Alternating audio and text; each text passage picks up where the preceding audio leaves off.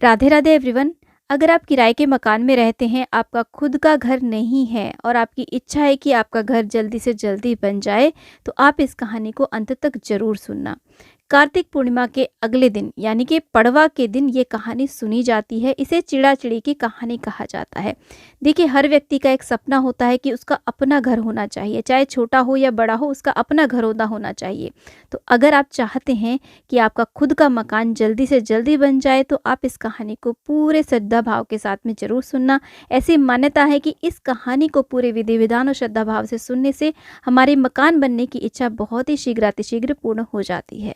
और अगर आपके अपना मकान है भी, तो भी घर में सुख समृद्धि के लिए, और अगर देखिए आपकी इच्छा है कि और बड़ा मकान बन जाए, 1 मंजिल है तो 2 मंजिल हो जाए, 2 मंजिल है तो 3 मंजिल हो जाए, तो भी आप इस कहानी को सुन सकते हैं।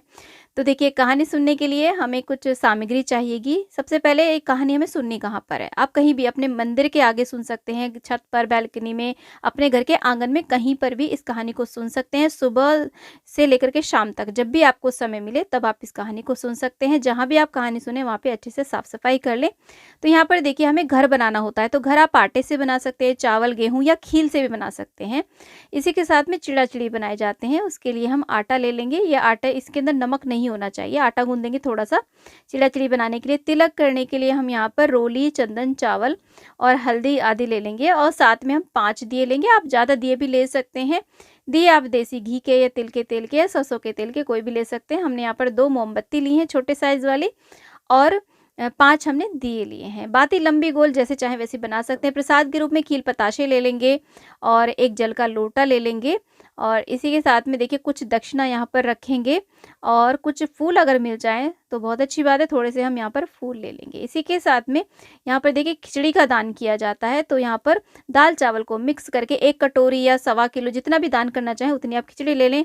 वस्त्र रूपे अर्पित करने के लिए कलावा ले लें, और दिए जलाने के लिए हम यहाँ पे माचिस ले लेंगे। तो बस इतनी सी हमें सामग्री चाहिएगी। तो यहाँ पर आज मैं आपको आटे से घर बना के बता रही हूँ। आप चावल से, गेहूँ से या खील से भी बना सकते हैं। जो दीपावली वाली खील होती है ना, उससे भी आप ये मकान बना सकते हैं। और इसमें देखिए व्रत रखना कंपल्सरी नहीं होता है, और बस आप शुद्ध सात्विक रहते हुए इस पूजा को कर सकते हैं। तो ऐसे देखिए हम आटे से घर बना लेंगे। जितना भी बड़ा घर आपको चाहिए उतने कमरे आप इसमें बनाएं, आंगन बनाएं, ड्राइंग रूम बनाएं, डाइनिंग एरिया और बाथरूम वगैरह जो भी चाहें, किचन, रसोई सब कुछ बना लें। तो जैसा भी घर आप चाहते हैं, 1 मंजिल, 2 मंजिल, उस तरीके का आप सुंदर सा घर बना लें, और मन में भाव करें कि ईश्वर आपकी की कृपा से आपका मकान शीघ्रातिशीघ्र बन जाए। मन ही मन आप भगवान का ध्यान करते रहें। तो ऐसे हम बना लेंगे, और गेट हमें ज़रूर रखने हैं। घर के बीचों बीच हम ऐसे स्वास्तिक बना देंगे। स्वास्तिक बहुत ही शुभ चिन्ह माना जाता है, तो हमने यहाँ पर स्वास्तिक बना दिया है। इसके बाद में हम बनाएंगे चिड़ा चिड़ी। तो थोड़ा सा हम आटा लेंगे। ये आटा हमें अलग से लगाना है, यानी कि इसमें नमक नहीं होना चाहिए, और ऐसे हम शेप दे देंगे चिड़िया जैसी। तो यहाँ पर चिड़े को हम थोड़ा सा बड़ा बनाएंगे और चिड़ी को हम थोड़ा सा छोटा बनाएंगे। तो बहुत ज़्यादा स्पेशल शेप देने की ज़रूरत नहीं है, बस ऐसे चिड़िया जैसी वो लगनी चाहिए। तो ऐसे देखिए चिड़ा चिड़ी बना करके हम स्वास्तिक के ऊपर ऐसे हम रख देंगे। आप चाहें तो यहाँ पे तुलसी जी की भी स्थापना कर सकते हैं। छोटी सी तुलसी बना करके तुलसी की टहनी भी लगा सकते हैं। तो चिड़ा चिड़ी हमने रख दी है। उसके बाद में हम उन्हें चुग्गा डालेंगे, यानी कि खील पताशे का उन्हें हम ऐसे भोग लगा देंगे। और जितने भी रूम्स आपने बनाए हैं ना, उन सभी में ऐसे हमें ये खील रखनी है। खील जो होती है वो धान का ही स्वरूप होती है। हमारे घर में सदैव धन धान्य भरा रहे, इसीलिए हमें प्रत्येक कमरे में ऐसे खील भरनी होती हैं, और घर में सुख समृद्धि के लिए।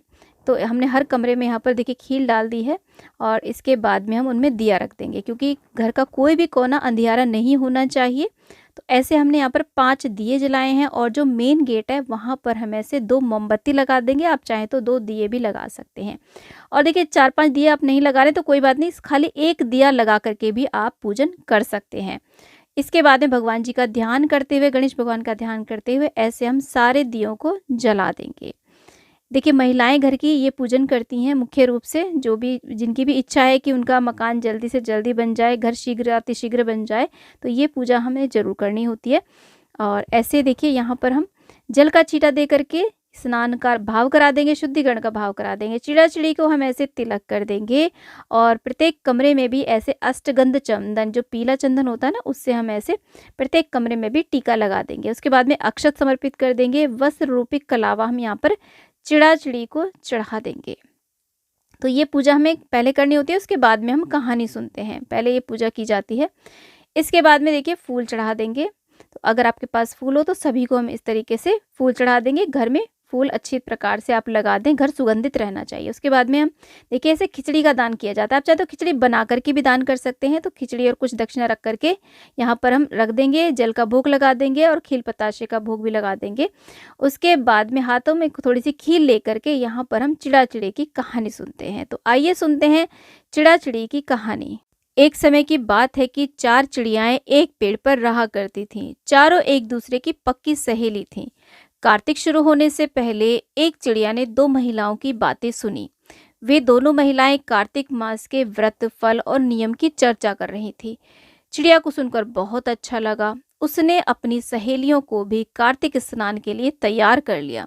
अब चारों चिड़ियाएं गंगा जी के किनारे एक पेड़ पर रहने लगी। चारों गंगा जी में नहाती, पूजन और व्रत करती। ऐसे ही पूरा कार्तिक का माह बीत गया।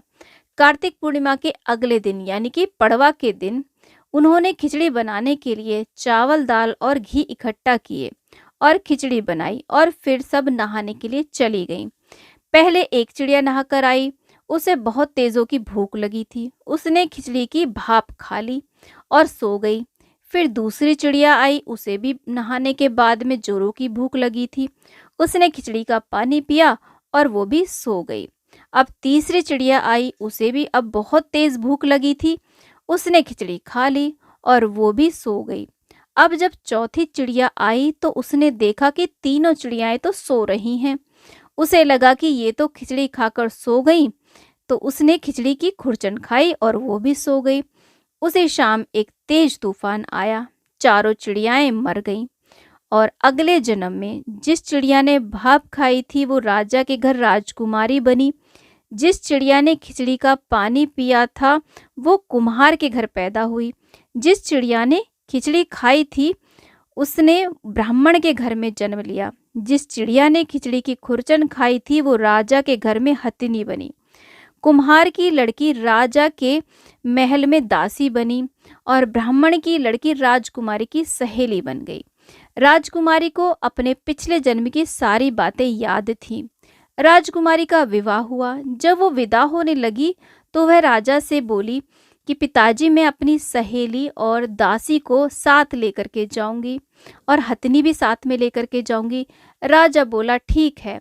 राजा ने सैनिकों से कहा कि हथनी को ले आओ, पर हथनी उठी ही नहीं थी। वो बार बार उठा रहे थे पर हथनी उठती नहीं थी।